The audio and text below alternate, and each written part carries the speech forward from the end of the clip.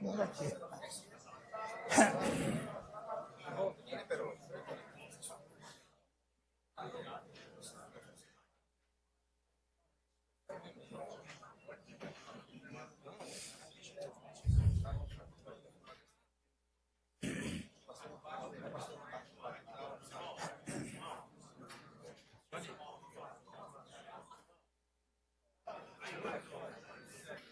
Tá bom. Isso, sonho. Agora sim, uma companhia feminina. Eu não tinha lhe dado Opa. ainda. Tá bom, presidente? Tudo bem? Meu bem, direitinho. Graças a Deus. Muito bem. Ótimo.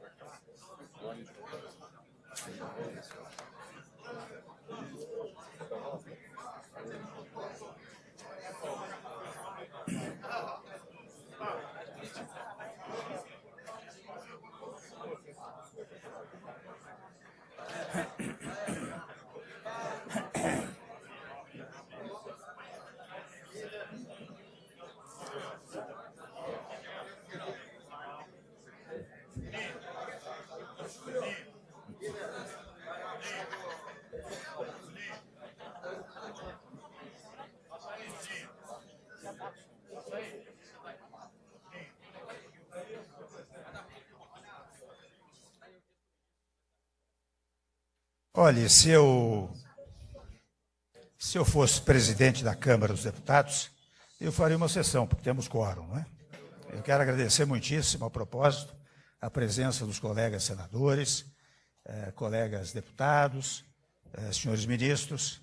Foi até um aviso de última hora. Eu estou agradavelmente surpreso com este apoio extremamente espontâneo, né? Quero agradecer muito aos senhores e às senhoras. E o meu objetivo aqui, agora me dirijo mais uma vez cumprimentando a imprensa, né?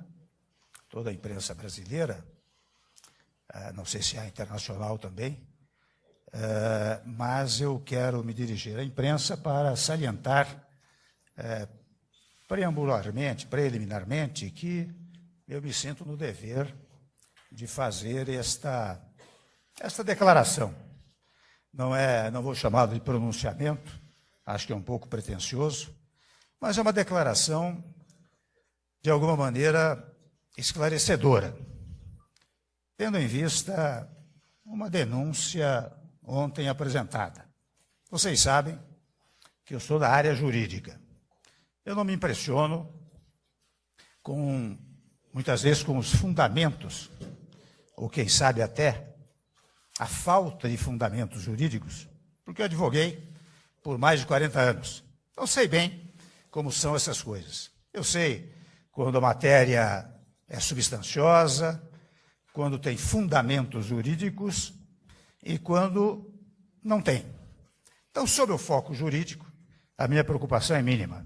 É claro que eu aguardarei, com toda tranquilidade, uma decisão do judiciário. Respeito absoluto meu pelas decisões judiciais. Mas, evidentemente, se fosse só o aspecto jurídico, eu não estaria fazendo este esclarecimento à imprensa brasileira e ao povo brasileiro. Eu o faço em função da repercussão política e, particularmente, em função do ataque injurioso, indigno, infamante à minha dignidade pessoal. Convenhamos, de vez em quando eu brinco, que eu já tenho mais de 50 anos. E eu tive, ao longo da vida, uma vida, graças a Deus, muito produtiva e muito limpa. E exatamente neste momento em que nós estamos colocando o país nos trilhos, é que somos vítima, né, dessa infâmia de natureza política. Os senhores sabem que eu fui denunciado por corrupção passiva. Notem, vou repetir a expressão, corrupção passiva, a esta altura da vida, sem jamais ter recebido valores, nunca vi o dinheiro e não participei de acertos para cometer ilícitos.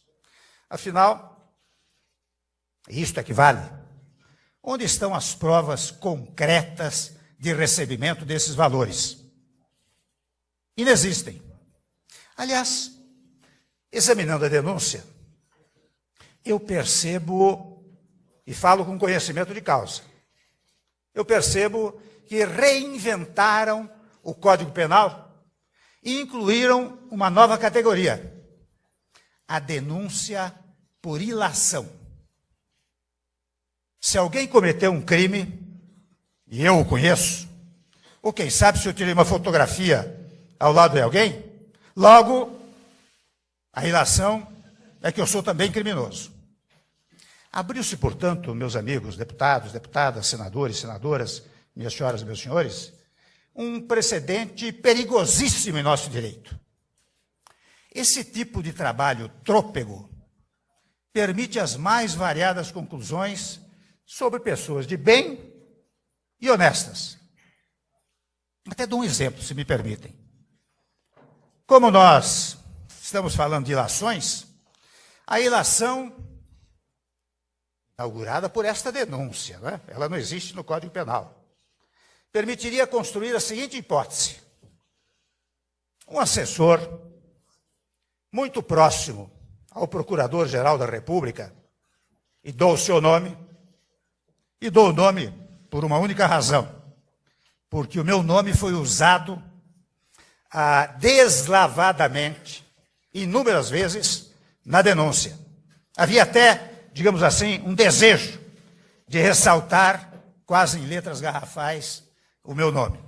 Por isso eu dou o nome deste Procurador da República, de nome Marcelo Miller, homem da mais estrita confiança do senhor Procurador-Geral. Pois bem, eu que sou da área jurídica, meus amigos, eu digo a vocês que o sonho de todo acadêmico de direito, de todo advogado, era prestar concurso para ser Procurador da República. Pois bem, esse senhor, que eu acabei de mencionar, e lamento ter de fazê-lo, deixa um emprego que, como disse, é um sonho de milhares de jovens acadêmicos, advogados, abandona o Ministério Público para trabalhar em empresa que faz delação premiada ao Procurador-Geral. E vocês sabem que quem deixa a Procuradoria tem uma quarentena, se não me engano, de 2 ou 3 meses. Não houve quarentena nenhuma. O cidadão saiu e já foi trabalhar, depois de procurar a empresa para oferecer serviços, foi trabalhar para esta empresa e ganhou, na verdade, milhões em poucos meses, o que talvez levaria décadas para poupar. Garantiu ao seu novo patrão, o novo patrão não é mais o Procurador-Geral, é a empresa que o contratou, um acordo benevolente, uma delação que tira o seu patrão das garras da justiça, que gera, meus senhores e minhas senhoras, uma impunidade nunca antes vista. Basta verificar o que aconteceu ao longo desses 2, 3 últimos anos para saber que ninguém saiu com tanta impunidade. E tudo, meus amigos, ratificado, tudo assegurado pelo Procurador-Geral. Pelas novas leis penais, que eu estou dizendo da chamada ilação, ora criada nesta denúncia, que não existe no Código Penal, poderíamos concluir, nessa hipótese que eu estou mencionando, que talvez os milhões de honorários recebidos não fossem unicamente para o assessor de confiança, que, na verdade, deixou a Procuradoria para trabalhar nessa matéria. Mas eu tenho responsabilidade. Eu não farei ilações. Não farei ilações. Eu tenho a mais absoluta convicção de que não posso denunciar sem provas. Não posso fazer, portanto, ilações, não posso ser irresponsável. E no caso do senhor grampeador, o desespero de se safar da cadeia moveu a ele e seus capangas para, na sequência, haver homologação de uma delação e distribuir o prêmio da impunidade. Criaram uma trama de novela. eu digo, meus amigos, minhas amigas, sem medo de errar, que a denúncia é uma ficção. E eu devo explicações, como disse, ao povo brasileiro, a cada cidadão brasileiro, especialmente a minha família e amigos. Porque, olha, vou fazer um parênteses aqui. Não há nada mais desagradável, os senhores sem familiares, do que a sua família estar a todo momento ligando a televisão ou os jornais e dizendo que o seu irmão, o seu tio, o seu pai é corrupto. Não há nada mais agradável que isso. Esse é o ponto que mais me toca, né? Então, talvez, neste tópico da dilação, pelas novas leis da dilação, da ilação, que disse, ora, criada pela denúncia, poderíamos talvez concluir que os milhões não fossem unicamente para o assessor de confiança que deixou o cargo de procurador da República. E eu volto a dizer que eu não quero fazer ilações, não denuncio sem provas. O que eu tenho consciência é que não posso criar falsos fatos para atingir objetivos subalternos. Por tradição e formação, eu acredito na justiça. Não serei irresponsável. O desespero de se safar da cadeia, né, que moveu o cidadão Joesley e seus capangas. Né? Foi isto que fez com que se houvesse a homologação de uma delação e a distribuição de um prêmio de impunidade.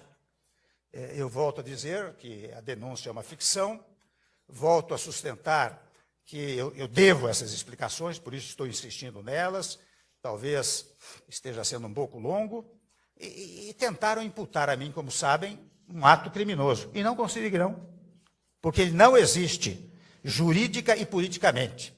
Mas exatamente quem deveria estar na cadeia está solto para voar a Nova York ou Pequim, ainda voltar para cá e criar uma nova história, já que a coluna inicial, referente à gravação, começou a ser questionada, então disseram, vamos trazê-lo de novo por uma nova história que ele venha contar. E ele foi trazido, até de chapeuzinho, interessante, ele veio de boné, né, para se disfarçar. Nós não precisamos andar de boné, não temos o que disfarçar. E eles conseguiram isso, né, o delator, porque foram preparados, treinados, prova armada, conversas induzidas. Eu sei, para enfrentar o tema, que criticam-me por ter recebido tarde da noite em minha casa o empresário Joesley. Eu recebi, sim. Naquela oportunidade, o maior produtor de proteína animal do país, se não do mundo. Do mundo.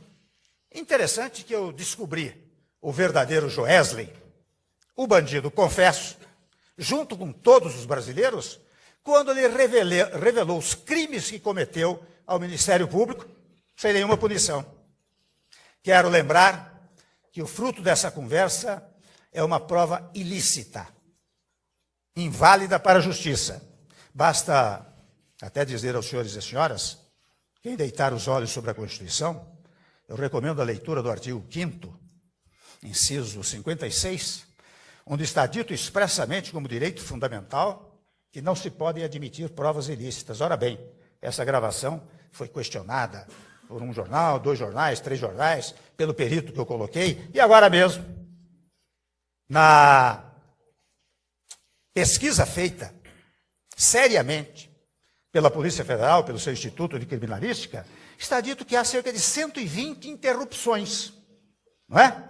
O que torna a prova inteiramente ilícita. E não fosse isso, a verdade é que quem lê a degravação, quando querem me imputar a ideia de que eu mandei pagar isso, mandei pagar aquilo, ao contrário, o que está dito na sequência de uma frase que o cidadão diz que é amigo de um ex-deputado, mantém boa amizade, eu digo mantenha isso, pois a conexão que se pretendeu fazer, daí a ilação, essa nova teoria do direito penal, que os alunos da Faculdade de Direito vão ficar de cabelos em pé quando souberem dessa nova teoria.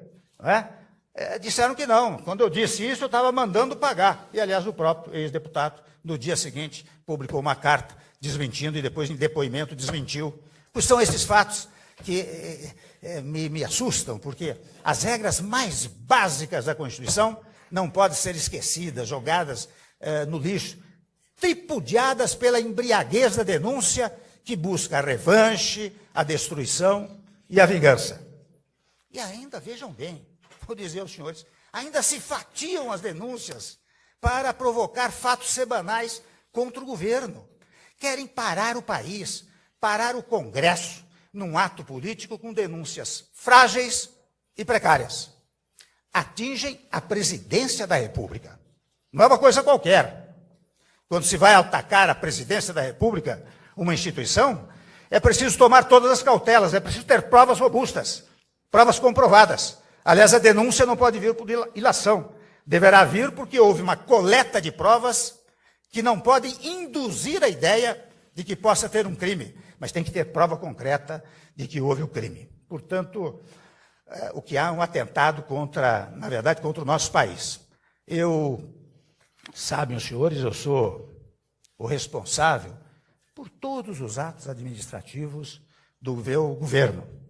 Não foi sem razão, embora estando há um ano apenas, nós trabalhamos pela queda da inflação, pela redução dos juros, pela geração de empregos, pelas reformas estruturantes, pela liberação do Fundo de Garantia para milhões de brasileiros e pelo fim da recessão. Falo hoje em defesa da instituição Presidência da República e mais, talvez, na defesa da minha honra pessoal. Eu tenho orgulho de ser presidente, convenhamos. É uma coisa extraordinária. Para mim, é algo tocante. É algo que, não sei como Deus me colocou aqui, não é? Dando-me uma tarefa difícil, mas certamente para que eu pudesse cumpri-la. Portanto, tenho honra de ser presidente, especialmente, não porque sou presidente apenas, Jorge, mas é pelos avanços que o meu governo praticou. E não permitirei que me acuse de crimes que jamais cometi. Minha disposição é continuar a trabalhar pelo Brasil, para gerar crescimento e emprego, para continuar as reformas fundamentais, como a trabalhista, a previdenciária, como já fizemos com o teto de gastos, como já fizemos com o ensino médio, como já fizemos com as estatais, como já fizemos com o petróleo. Portanto, eu não fugirei das batalhas, nem da guerra que temos pela frente. A minha disposição não diminuirá com ataques irresponsáveis. A instituição Presidência da República, não quero ataques a ela, e muito menos ao homem Michel Temer. Não me falta coragem para seguir na reconstrução do país e, convenhamos, na defesa da minha dignidade pessoal. Muito obrigado a vocês.